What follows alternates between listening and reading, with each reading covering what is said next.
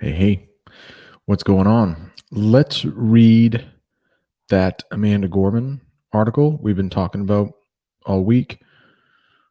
Hopefully, you've been studying those vocabulary words. So when you hear them in the article today, you'll be like, I know that word. No problem. It'll help you understand it better. So this is entitled Interest in Poetry on the Rise After Year of Pandemic and Protest. And then you can see Amanda Gorman right there speaking at President Biden's, I almost said eulogy. That's much different. A eulogy is what happens when somebody dies. This is an inauguration. And the caption for that photo is American poet Amanda Gorman inspired the audience when she read her poem, The Hill We Climb, at the inaugural ceremony of President Joe Biden on January 20th, 2021, in Washington, D.C. The year 2020 was challenging for most. The COVID-19 pandemic spread around the globe, closing schools and businesses and keeping many of us at home. In the US, a stormy election dominated the news. And meanwhile, all around the world, people took to the streets to protest for racial justice. Groups and individuals spoke out against habitual, unfair treatment of people of color. During these challenging times, a young generation of poets has begun to gain prominence. This group includes Amanda Gorman, the youngest inaugural poet in U.S. history, and Rupi Kaur, author of several poetry bestsellers. Poetry is an art form that has resonated through the centuries, but in the wake of this difficult year, it seems to be growing in popularity. A renaissance could be coming. Joy Harjo Joy Harjo was recently appointed to her third term as Poet Laureate of the United States. She said that while she believes there has been a poetry surge over the last 4 years, our current moment may especially bring about new growth in poetry. Following periods of decay and destruction comes rebuilding and renaissance, periods of fresh invention and thought in art, Harjo said. That's what often emerges from the ruins, she said, comparing it to seedlings sprouting after a fire. And then just want to talk about that for a second.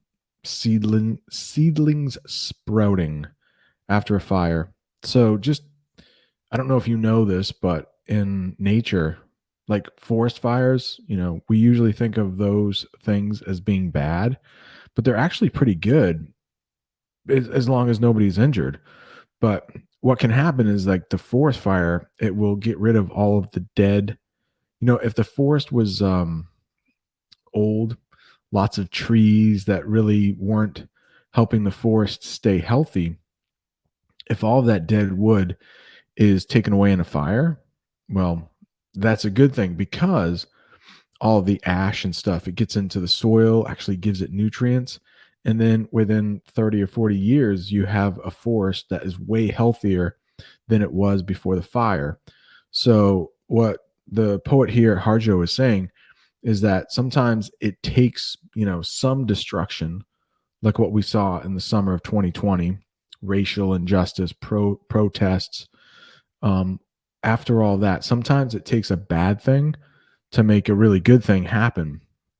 And that's the metaphor that she's using there. We've talked about metaphor, and that's what she's doing. She's using metaphor there. Core released her third collection of poetry, Homebody, in November. She said she is looking forward to the poetry that is likely to come. Cough button. I wanted to share some of Rupi Kaur's poetry with you, but it's a little bit intense, especially for seventh grade. So that's why I really like the Amanda Gorman poem. Hopefully, you watched that. There was a YouTube link in Google Classroom yesterday. So hopefully, you watch that. Definitely inspiring, definitely okay for seventh graders to read. I think that during times like this, artists and thinkers and makers Get to work, she said. Creating is a form of processing and reflecting. I think we're going to be seeing so much coming out and more artists releasing books of poetry. All over the world, literary events have been canceled due to COVID-19, which has allowed Core to stay home and experience a stillness. She said it has given her the space to create, or as Harjo puts it, to go inward. Readers' interest on the rise. But it's not only poetry production that's on the rise. Interest in the art form is rising too. Visitors to the website poets.org is up 25% from March 2020 to January 25th, 2021, compared to the previous year, says Jennifer Benka. She is president and executive director of the Academy of American Poets. But what's behind the rapid rise in interest? Benka suggests that people may be seeking out poetry to help them handle the difficult challenges of the past year. And that happens quite a bit when we look back in history. Like some of the biggest tragedies of the 20th century, let's say like World War One and World War Two, they have produced some of the best art. Some of the best books have been written about that time period. Some of the best movies have been made about that time period. So what they're saying here is often when there is tragedy, good things can come out of that tragedy. So hopefully that's true for everything going on with COVID and the protests of last summer. Hopefully some good, like a surge of just like awesome poets, or at least awareness of poets. Maybe they were around before, but nobody was really interested in them. And now people are inside more and they have the time, hopefully, to read some of this awesome poetry. We've been reminded during this time that poetry is an art form that people, I might have already read this, that people turn to in times of crisis and comfort, for comfort and courage, Benka says. Beyond comfort, poetry can provide an awareness of ourselves, our environment, and our society, Harjo says. Poetry has viral potential in social media age. Gorman delivered the original poem, The Hill We Climb, at President Joe Biden's inauguration on January 20th. It pieced together a picture of a broken nation with references to current events, history, and popular culture. We braved the belly of the beast. We've learned that quiet isn't always peace, the poem reads, and the norms and notions of what just is isn't always justice. And yet the dawn is ours before we knew it. Somehow we do it. Somehow we've weathered and witnessed a nation that isn't broken, but simply unfinished. Now, if you don't get chills, not from my reading, but if you don't get chills from listening to her read it, I mean, just, oh, it's awesome. It just provides like she's acknowledging that there was hardship in the past, but she's also recognizing that we have a lot of hope for the future. And that's why I just, when I first heard her read that, I got chills. Hopefully you did too. That would be great. She called for healing and unity, alluding to the riots that took place on January 6th when a violent mob loyal to President Trump stormed the U.S. Capitol.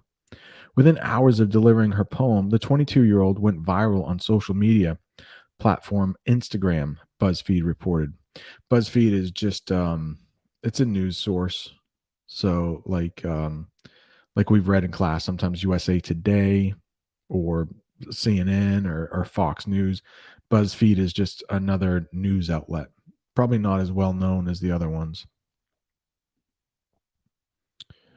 Gorman will publish 3 works this year.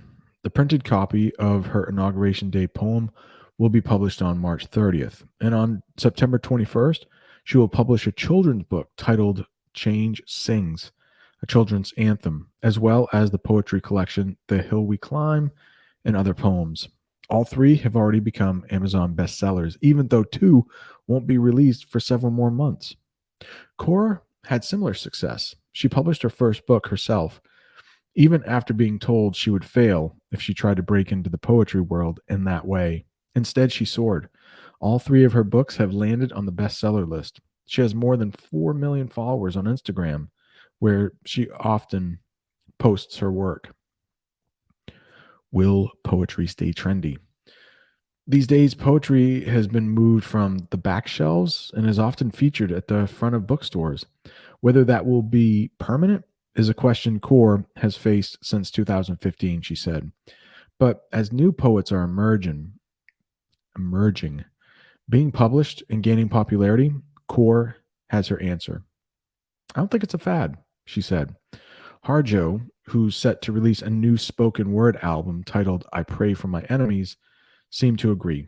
Poetry can help people move forward like a stepping stone through a mud trough, she said. The end. I want to talk about that last line. It might be a little bit difficult. I mean, it is definitely a simile right there. But a mud trough, a trough, that is actually one of our words, so hopefully you know it. But a trough is where like pigs might eat.